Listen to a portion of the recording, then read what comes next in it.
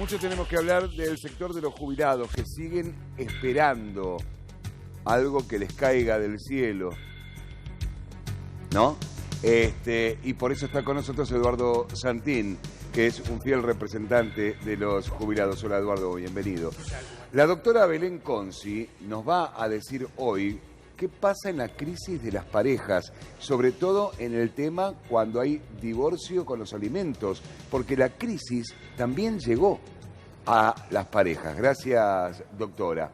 Está con nosotros Raúl Gibudot. Él es el secretario general de la Cámara Fruti Hortícola y en este plan hambre que está propuesto por el presidente electo Alberto Fernández, le queremos preguntar cómo puede colaborar también la Cámara en todo esto, que sería importantísimo. Gracias, Raúl.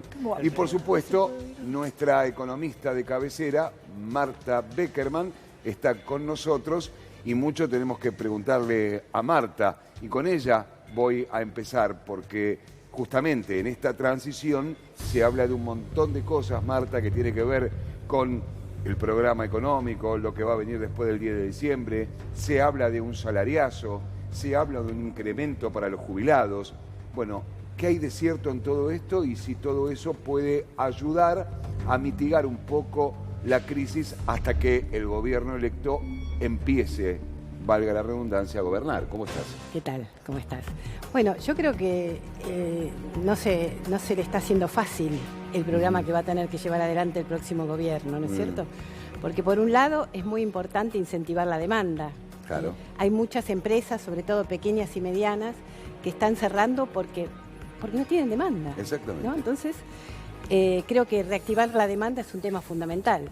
Pero al mismo tiempo tenemos este problema de que no tenemos que, digamos, forzar el tema fiscal, ¿no? Se está hablando de que el próximo gobierno no va a poder tener déficit fiscal, sino que va a tener que seguir ajustando, o por lo menos no va a poder expandir el déficit. Entonces yo creo que acá se va a necesitar lo que se llama una sintonía fina, ¿no? Que necesitamos más dinero en manos de la gente, como se dice todos los días, creo que es cierto. Cuando vos decís sintonía fina, ¿decís esto? ¿Que hay que darle la maquinita? No, bueno, no, sintonía fina significa darle de una manera buena, digamos, calcular cómo hacerlo de una manera que no incentive la inflación. Pero emitir va a emitir. Claro, bueno, ya está emitiendo este gobierno, Sí, en este sí, momento claro. está expandiendo Exacto. la oferta monetaria, pero ¿qué quiero decir yo con sintonía fina? Quiero decir que creo que el tema fiscal se puede resolver por otros medios que no necesariamente implican el ajuste, ¿no? Tal vez sea necesario, por empezar, en la medida que la economía empiece a crecer. Sí. Lo cual tenemos que tener en cuenta que las empresas tienen mucha capacidad ociosa. Ajá. O sea que la economía se puede empezar a mover, ese es un aspecto, en la medida que las empresas empiecen a utilizar más su capacidad. Yo leí hoy que, por ejemplo, la producción de las pymes industriales cayó un 2,8% en octubre, que hace 17 meses que cae la actividad industrial. ¿Y entonces? Tenemos que salvar el caso de todas aquellas que cerraron, ¿no? Que están cerca Obvio. de 20.000 pymes. Exacto. Y esas no se recuperan, Y que digamos. forman, por otra parte, el 70% del mercado laboral, ¿no? Claro, que esto genera muchísimo desempleo. Pero entonces digo, tenemos que pensar qué se puede hacer en materia de política fiscal. Yo creo que hay que tratar de expandir el ingreso, ¿no? O sea, no necesariamente siempre tenemos que hablar de un ajuste, de achicar, ¿no? Por supuesto que el Estado tiene que ser eficiente y cuidar cómo gasta. Pero por otro lado creo que es muy importante expandir el ingreso y para eso, en la medida que la economía empiece a crecer, que se pueda recaudar más por el lado del impuesto al valor agregado, Sí. creo que es una manera de expandir el ingreso. Y por otro lado yo creo que hay ciertos sectores de la sociedad que van a tener que hacer un sacrificio, ¿no? Tomando en cuenta el problema del hambre y la desocupación que tiene la Argentina. A eso justamente iba a ir y yo lo presentaba justamente a Raúl, que es de la Cámara Fruti Hortícola, cuando hablaba de este plan hambre que tiene previsto el presidente electo Alberto Fernández. ¿Y de qué manera puede colaborar la Cámara en todo esto? Raúl, bienvenido. Bien, gracias. Mira, nosotros venimos trabajando hace tiempo, te diría casi 2 años, con FAO, Naciones Unidas. Creamos un plan específico de los mercados concentradores. Siempre se escucha el mercado central, y inclusive a los funcionarios públicos nos preguntaban, ¿ustedes saben cuántos mercados hay en Argentina? Nadie lo sabe. Yo te digo, hay más de 45. Cada ciudad importante de nuestro país tiene un mercado abastecedor. Ajá. Entonces, como primera medida, estuvimos invitados por Victoria Tolosa Paz, Sí. tuvimos una reunión preliminar, tirándole algunas ideas, algunas propuestas. Entre ellas, la básica para nosotros es articular sector público, sector privado, articular con lo que hay en la región. O sea, como bien decía la señora, hay una emergencia, cosa de loco. Emergencia en alimentos en Argentina, no se puede creer. Sí. Pero bueno, vamos a darle el pecho a eso, vamos a actuar rápidamente. Y la CAF viene trabajando, como te decía, con FAO, a través de la Federación Latinoamericana de Centrales de Abasto. Yo vengo recorriendo Latinoamérica ya hace unos cuantos años. Eso nos permitió ver los planes, sobre todo los planes que se aplicaron en Brasil en la época de Lula. Sí. Hemos traído algunas propuestas, las tiramos en la mesa. Bueno, después se verá qué termina haciendo el gobierno con todo esto, el futuro gobierno con todo esto. Raúl, yo sé que vos también haces asesoramiento a los municipios y es algo que me pareció muy importante porque son los municipios los que saben qué pasa en cada uno de los barrios de sus localidades con el tema del hambre, de los comedores y todo eso, ¿no? Sí, bueno, nosotros tenemos una historia vieja ya del año de la crisis, ¿no? De la hiperinflación en el 89. En este caso fue en Berazategui, donde el intendente José Musi, sí. Característica que yo siempre resalto porque no es fácil decirle que no al poder económico, y sí. Musi le dijo que no al hipermercado. Y en Berazategui, la única ciudad del conurbano bonaerense que tiene su mercado concentrador, al cual nosotros pertenecemos, pero no tiene hipermercado. Y siempre se abasteció. Nunca se cerraron las puertas de las centrales de abasto de toda Latinoamérica. Esta es una característica que voy a aprovechar tu medio, que sí. Crónica lo escuchan en todos lados. No existe una ciudad latinoamericana importante que no tenga su mercado concentrador. ¿Y qué es el mercado concentrador? Es el pequeño y el mediano, al que tanto hablábamos, que hacemos. El único lugar donde puede ir el pequeño y mediano productor es un mercado concentrador. Porque si no te agarra el hiper, si no te agarra ahora, acabo de participar vía Skype con China, se hizo el encuentro mundial de mercado, yo represento a la Argentina en ese ámbito, sí. Junto a los mercados de España, Portugal, y ahí ya se está hablando del e-commerce, o sea, lo que serían las grandes plataformas. Sí.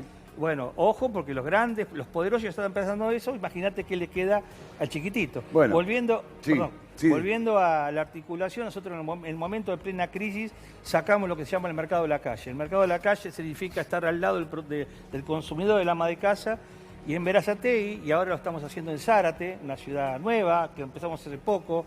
La integración con la comunidad es vital. Nosotros, si bien somos comerciantes y productores, nos integramos. Hicimos la fiesta el día en Zárate, hace poquito, el Día del Niño, sí. Juntamos 30.000 personas. Ayer se celebró lo que se llama el Prediamante, una fiesta gauchesca adentro sí. Del mercado. La simbiosis es vital. ¿Qué hacemos? Abrimos el mercado y los sábados, generalmente sí. En Berazategui, hace 32 años que se hace, la gente común va y compra. Compra al precio mayorista.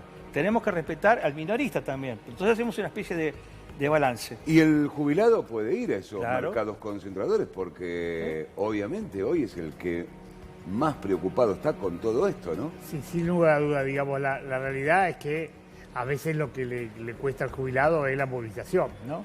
Sin movilizarse hasta ese mercado concentrador para poder acceder. Digo, hay municipios, por ejemplo, que generan condiciones, ponen colectivos, es decir, hacen ese tipo de articulaciones para sí.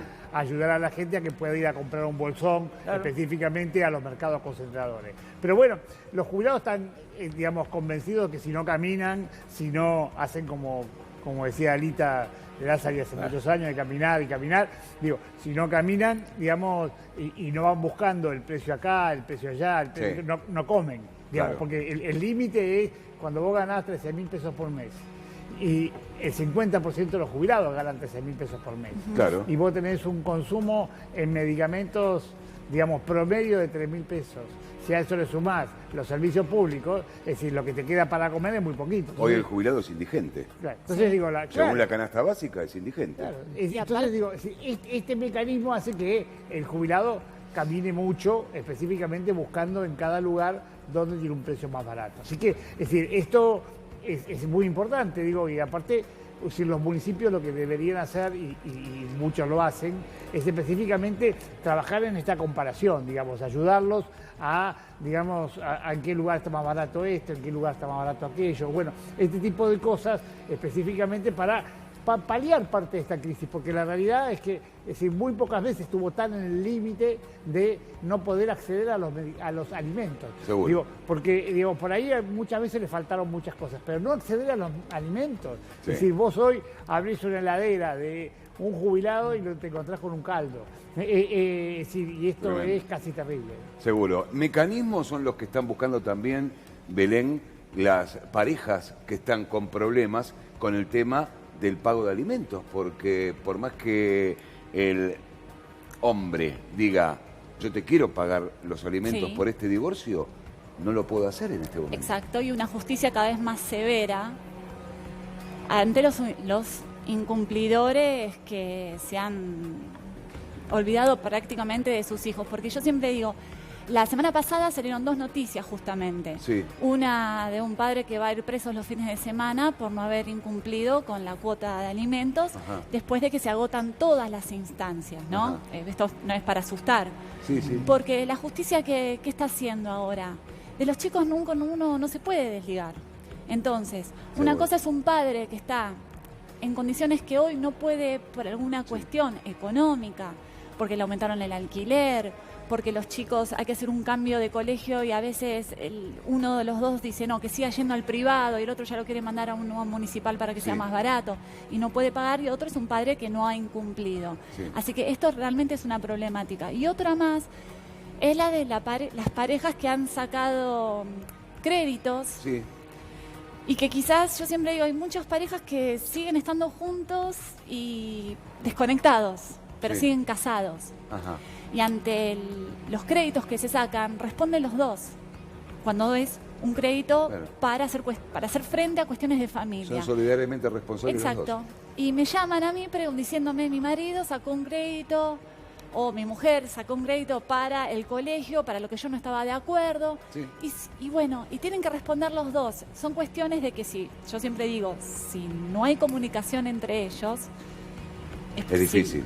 Es muy muy difícil, difícil. o que ya piensen en la posibilidad del divorcio. Y en el caso Porque hay del hombre que cuestiones no puede económicas. efectivamente pagar, Sí. ¿cuáles son todas las instancias que se tienen que agotar? Porque vamos a suponer que efectivamente haya una persona que quedó desocupada, no tiene trabajo y Sí. no puede afrontar eso. Entonces, ¿qué se hace? Mira, la justicia es lenta, pero termina escuchando a las partes. Ajá. Hay que tener mucha paciencia y hay que estar en tribunales, pedir audiencia con el juez, justificar. Pero yo siempre pongo este ejemplo. Una cosa es el padre que hoy se queda sin trabajo y que venía cumpliendo. Sí. Esa el juez toma como valor la conducta de ese padre. Y otro es el que sin el que se hace el haber vivo. cumplido y dice, no, pero estamos en crisis, no El llego a fin de problema es mes, no que- tengo trabajo, y nunca tiene trabajo. El problema es que utilizan a los chicos, como decimos a veces, como botines de guerra, ¿no? Sí. Y eso es lo más lamentable, porque son los hijos los Es que tremendo, están pero en a el ver, medio. es tremendo. Yo siempre creo que cuando hay dos partes que quieren negociar, se puede. Inclusive que algunos, a ver, si viven más con la madre los pone en un colegio cercano, quizás Sí. el padre ya rehizo su vida. Y atravesar toda una ciudad con el gasto de la nafta, de tener que pedir salir antes del trabajo para poder estar en un acto, son todas cuestiones que van complicando. Seguro. Y eso termina repercutiendo. Y una cosita más, Sí. que es del tema de lo que son las deudas de parejas, es que estando casados, el cónyuge que no contrajo la deuda igual termina en la base de datos de morosos. Entonces es un dato también a tener en cuenta, porque uno dice, bueno, no, yo sigo, me separo y tengo una buena relación, pero no se enteran de lo que hacen económicamente del otro lado. Claro. Y ahora hay mucho endeudamiento y mucho también la facilidad de los préstamos. Seguro. Marta, tenemos que tener un programa económico que, por un lado, abarque lo macro y lo micro para el futuro, porque en estos años plan económico no se ve ninguno. Claro. Eran todos parches que iban tapando las cosas que iban apareciendo. Pero no había un programa económico integral. Ujú. Claro, por supuesto. Necesitamos un programa económico que considere tanto los aspectos macro como los micro, los dos. claro. Porque hay una interacción entre lo macroeconómico y lo microeconómico. Si vos tenés un problema macroeconómico de inestabilidad total, de devaluación permanente, el sector productivo se resiente. Claro. Pero por otro lado, si no tenés un sector productivo fuerte, esto te afecta a lo macroeconómico. Claro. Porque, por ejemplo, si no tenés una política de exportaciones Ujú. que aliente el aumento, no solo en cantidad, sino en calidad de exportaciones, esto hace que no tengas dólares genuinos y por lo tanto tengas un problema de dólares, ¿no?, a nivel macroeconómico, que llegues a una devaluación que otra vez te genera todo un aspecto inflacionario.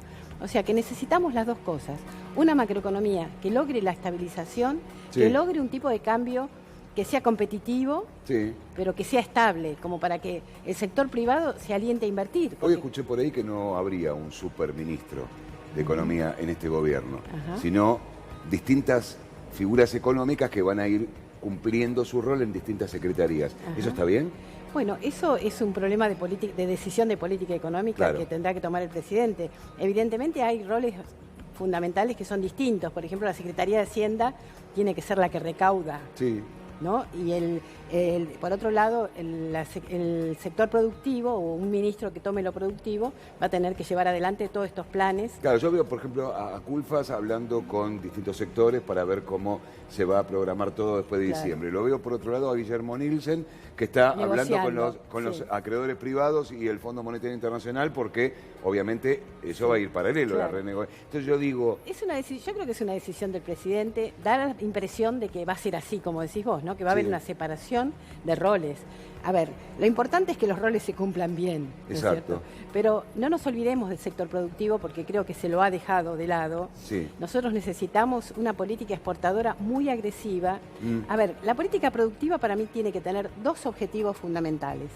Uno es aumentar las exportaciones para que tengamos divisas y también para que desarrollemos la tecnología y podamos exportar bienes de mayor valor agregado. porque ¿sabés qué pasa? Porque eso si no genera vienen las empleo. divisas, los gobiernos se llevan el 50% de los jubilados. ¿No pasó eso con el Fondo de Garantía de Sustentabilidad? Bueno, el fondo se perdió entre diciembre del 2015 y octubre de este año, pasó de 66.000 millones a 32.000. 32. Bien. Es decir, Se llevaron el 50%. Digo, la realidad es que lo que uno tiene que hacer es, bueno, digamos, la realidad es decir, el fondo tenía un objetivo que tampoco se cumplió.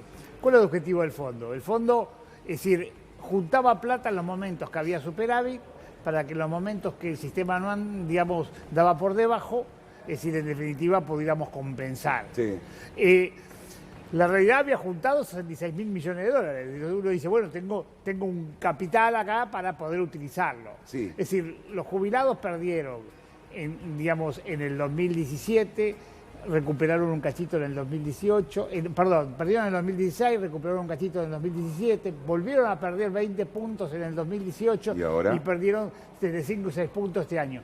Bueno, digamos, a los sectores que menos ganan, el fondo debería haber compensado. Es decir, digamos, con un bono, digo, porque no es para tener el fondo para hacer un gasto corriente, Sí. sino para compensar en los momentos, es decir, como estos. Bueno, la realidad es que el fondo no sirvió para eso, sirvió para financiar al Estado de alguna forma, sirvió para hacer muy malos negocios, Sí. es decir, porque se pasaron a pesos cuando había que pasarse a dólares. Es decir, hay un ejemplo fantástico, Caputo, que era secretario de Finanzas, él estaba en LEVAC, salió de la LEVAC y compró dólares. Esa misma información se le tenían que haber dado al ANSES, porque el ANSES al revés, ¿qué hizo? Salió de dólares y compró LEVAC. Digamos, ¿no? Esa información privilegiada que tenía en ese momento el secretario de Hacienda, Que no la compartió. no la compartió. Mirá qué bueno. Digamos, y ganó él y perdió el ANSES. Raúl, esos mercados abastecedores, digo, a las pequeñas y medianas empresas que forman parte de... Ese corazón. Claro, pero yo Ese digo, corazón. ahora con esto de la nueva ley de góndolas, ¿va a ser importante? Mira, el esquema te podría contar muchas cosas, es muy amplio. La ley de góndola sirve, pero siempre le estamos dando poder a el gran capital financiero de los supermercados. Pero ellos van a poder ocupar el 30% de góndola Sí, ahora. está bien, pero van a movilizar un flujo financiero que muy fuerte porque toda la gente va a poder ir con la tarjetita al hipermercado. Yo aspiro de que esto también se abra la cancha y se dé la oportunidad a todos los comerciantes pymes que existen, que son los que desarrollan lo que se llama el desarrollo local, que son el corazón de los barrios y demás. Claro. Porque si no caemos siempre que la solución la tiene el grande, que cuando el grande no Sí, claro. le sirvió a Argentina se fue. Si me permitís con el tema del hambre, Sí. es importante saber también que entre el campo, digamos, el consumo, hay un 30-35% según índices de FAO y demás, de que el alimento no llega a la mesa. Ahora, ¿ese alimento es consumible? Sí, es consumible. ¿Y por qué no llega? Porque falta una política activa por parte de las autoridades, que no, a pesar de que hemos golpeado muchas puertas y le hemos planteado, Sí. que las damas acá presentes y el jubilado va a saber, él quiere comer manzana, si es más grande o más chico, no importa, es manzana. Claro. Lamentablemente esa manzana grande que queda por ahí en el campo no llega. Entonces nosotros hemos planteado a Vitoria, entre otras cosas, lo que denominamos el galpón de recupero, o sea, todo lo que está producido, que el productor produjo y que el mercado de demanda clásico, que es el que busca el calibre, el color y demás, no consume, no llega a eso a los mercados. Ahí donde estaba diciendo bien él, Santín, el tema de la articulación, yo dije articulación entre el sector público y privado, es vital. Es Seguro. vital. Mientras discutimos el fondo, discutimos qué pasa con quién va a ser ministro y demás, yo creo que hay que ponerle ya cartas a la cosa fuertemente. Seguro. En definitiva, de esto se trata, ¿no? De llegar a una mesa donde nos pongamos de acuerdo como para que esto empiece a surgir. Esa va a ser la idea seguramente después del 10 de diciembre. Gracias, Marta, por estar con nosotros. Gracias, Raúl, No, también, gracias a vos. bienvenido. Doctora, gracias. Gracias, Y Eduardo, vamos a ver qué pasa con los jubilados. Gracias. Esperemos que la recuperemos, no solamente su poder adquisitivo, sino, digamos, la compra de los medicamentos, que este es un tema casi clave. Seguro. Porque con los medicamentos, los jubilados están dejando de comprar los medicamentos y eso es un problema grave, porque si desde ese lugar, digamos, vamos camino. Seguro. Gracias a todos. No, gracias a vos.